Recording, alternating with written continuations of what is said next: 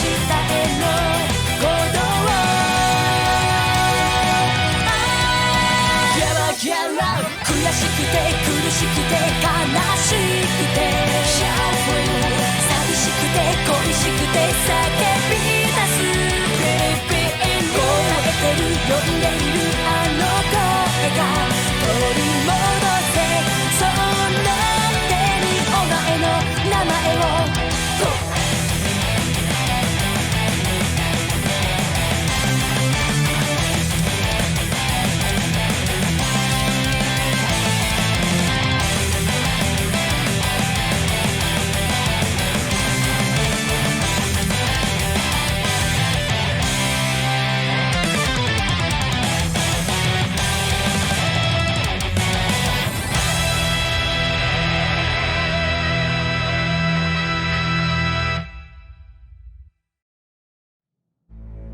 What you see before you is an outline of Operation Meal Mirage, our response to Operation Jormungand.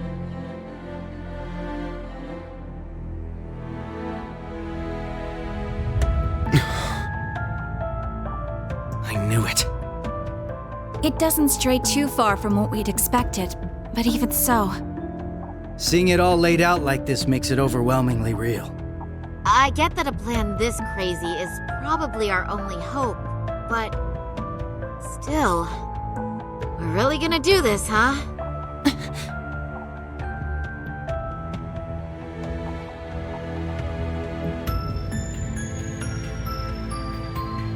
The Empire has drastically increased its military might, due largely in part to the draft. Current estimates number their forces at 1.2 million strong. And that figure will only rise before the fighting actually starts.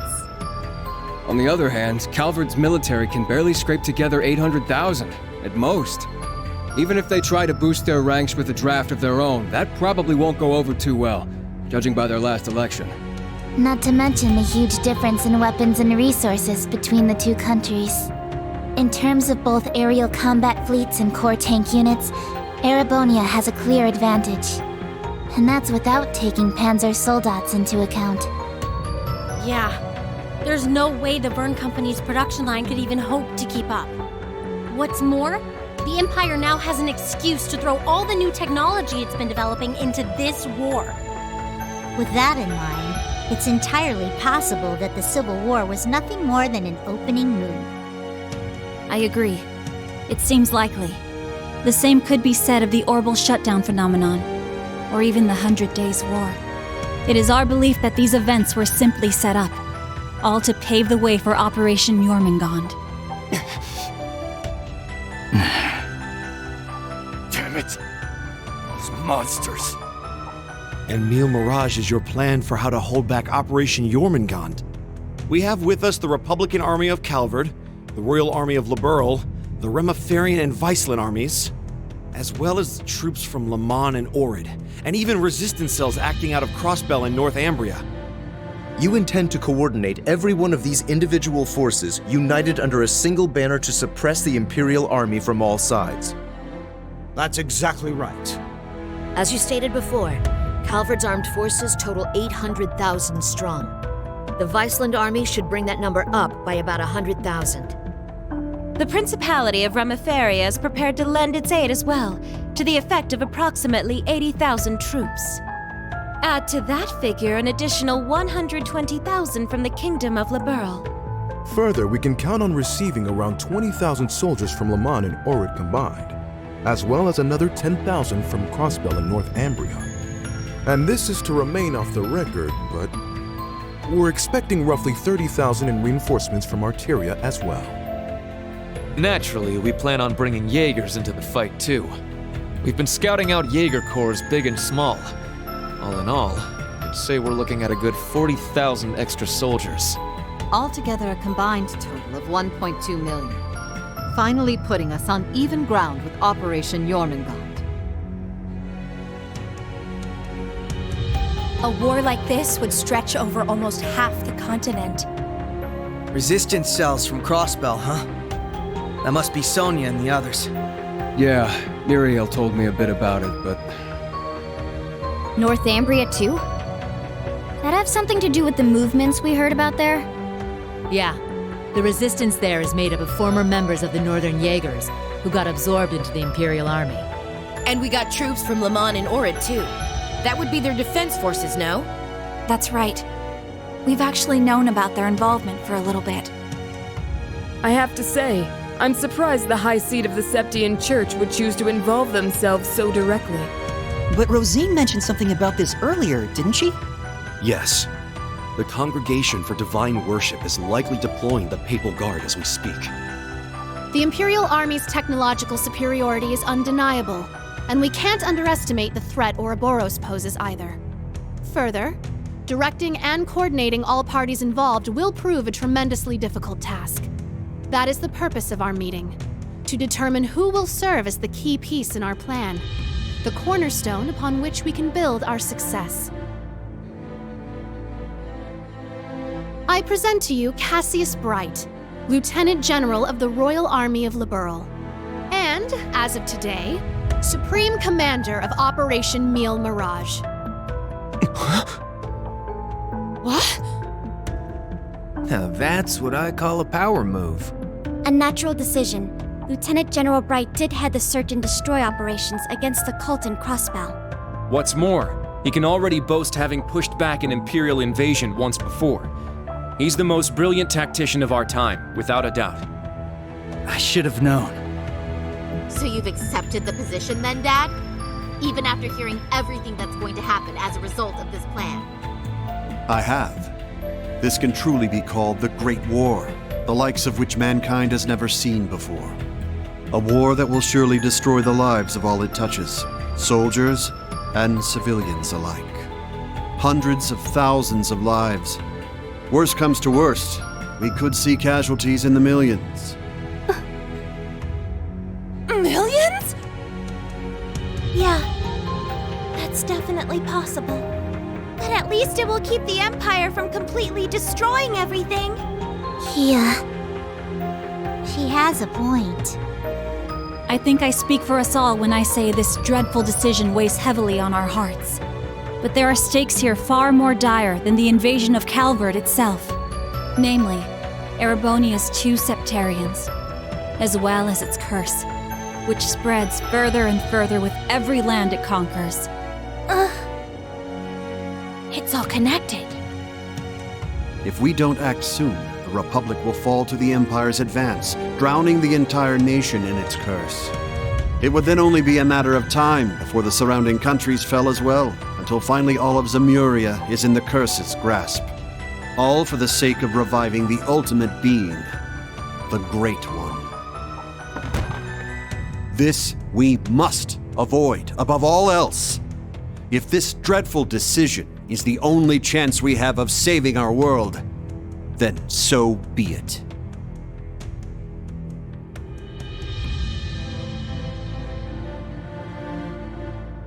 This whole catastrophe began in Erebonia. Though I can't personally agree to this plan, as a member of the Imperial family, I must allow it. Your Highness. This is the consensus we have reached. I trust you understand now the reason we've gathered here. There are a few things we must ask you now. Namely, if you accept the necessity of our plan. And furthermore, if we can count on your cooperation.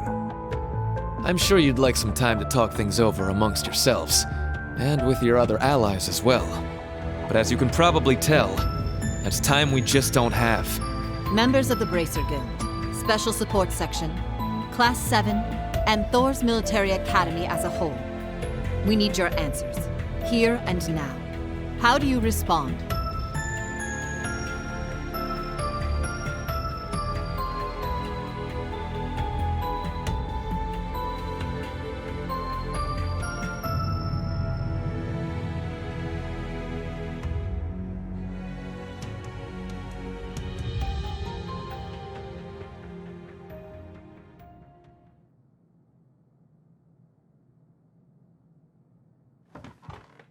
When it comes down to it, we, the Special Support Section, are just a single division of the CPD.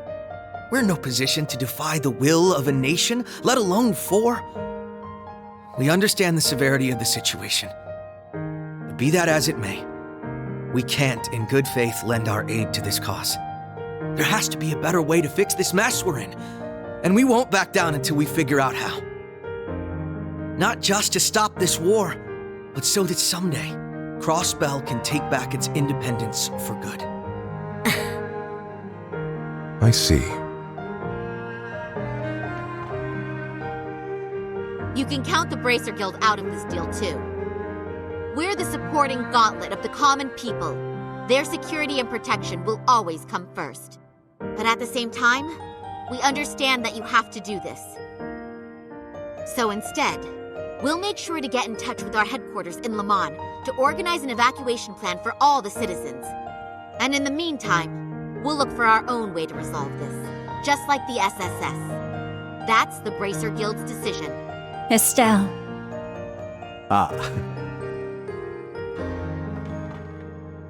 With so many of us still missing, we can't claim to speak for Thors as a whole. But we can, at the very least, tell you our decision as Class 7. Become the foundation of the world. In a sense, those words have shaped our class from the very beginning. A war this big is certainly one way to keep the curse in check. We could be a new foundation afterwards, one built over ruins and destruction. But this curse is not absolute. Though it sweeps across the nation, toying with our fate, there are still those who stand together to resist it. We've seen as much with our very own eyes.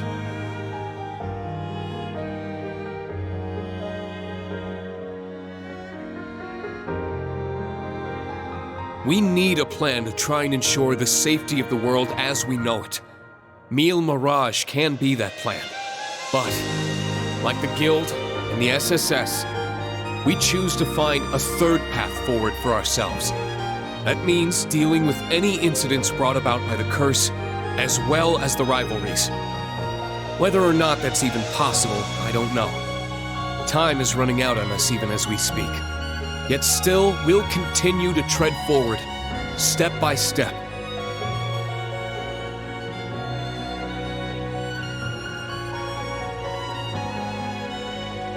Because we owe it to Prince Olivert to find that third path he always strove to take. Reen. Yeah, you're exactly right. The path Prince Olivert would have wanted. I see. My goodness. The naivete of youth never fails to astound me. And yet, as history shows us, it is precisely the young and foolish who bring change to the world. The same could be said of those not bound by duty or tradition. Come to think of it, Prince Olivert himself embodied every one of those qualities. He most certainly did. And his spirit lives on in this next generation. We have heard your convictions, clear and true. Operation Mille Mirage is already underway. But so long as you respect our position, we will respect yours in turn. You're under no obligation to participate in our plan. That said, we'd appreciate your help wherever possible. That includes exchanging information, keeping civilians safe, and so on. We certainly have more room to cooperate than Operation Jormungand does at the very least. You Bracers played a pivotal role in solving the incidents in Liberl, as did the Special Support Section in Crossbell. I eagerly await seeing what such seasoned heroes can bring to the table. Thank you. We won't disappoint. I don't know if I'd call us heroes exactly, but we'll help out in any way we can. Well, that suspense was killing me. As grim as our circumstances are, we now know what our mission must be. Right! We gotta do everything we can to stop this war before it begins.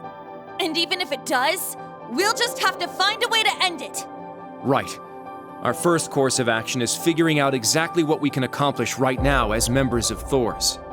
I imagine the rivalries will play a key role in that. Agreed.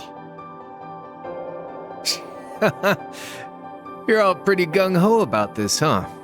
How are you guys so relentlessly positive about everything? really is the most annoying thing about them, isn't it? Wait a sec. I know that voice. It's him!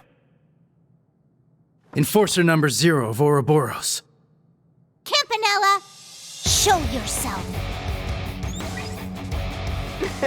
Sounds like things are coming along nicely over here. Quite the illustrious guest list you have here. I'm almost starstruck. Indeed. It would seem the rumors weren't unfounded. Belle! The new third Anguis of Ouroboros. Lady Mildine, my greetings to you and all the leaders of the world gathered here today. I see a number of familiar faces and some new ones too. My, how delightful. You must be Dieter Croesus' daughter. I've heard the rumors of what you've become. A member of an international terrorist organization. Gracious me. The audacity of this woman. Whoa, he really called it, huh, Lady Belle? You're one to talk. Hey, this is some party you guys got going on. Real swanky joint, too. Shame for you, Zepper's here crashing. Shirley! You... Boss! That means Zeno and Leo are here too, doesn't it? Sure does. But hey, we're not done with the lineup just yet. Don't think things will go the same for you here as they did at the workshop. Please excuse our intrusion. Sharon. George! So you've come. Lecter. It's really you. In the flesh. Long time no see, ladies. My lady, everyone, it has been quite some time. You should have just kept the mask on, Angie. If you're all quite finished, it's time I make the final introduction. Your Highness! Cedric, why are you... If it isn't my dear sister, Alvin. At Class 7, your little stunt in leaves caused me no end of headaches. You had it coming! That's what you get for getting Elise and Tio all wrapped up in your schemes! That's simply how it works between us. You should understand this by now. The rivalries are no different. But this particular matter has been entrusted to me by Chancellor Osborne himself. Consider this a little congratulatory visit from us to celebrate the commencement of Operation Neo Mirage. Were we just hacked? Yep. They probably used the Society's astral code to infiltrate the system. Courtesy of Belle and the Fool, I'd assume. Sounds like we're in for a fair bit of trouble then, huh? Yeah, they're coming. What the? Damn! They brought Imperial warships! No, not quite. This is the bridge. We have an emergency. We've got 8 Crimson ships approaching on our 9. And with them, a 280 Arch-class airship.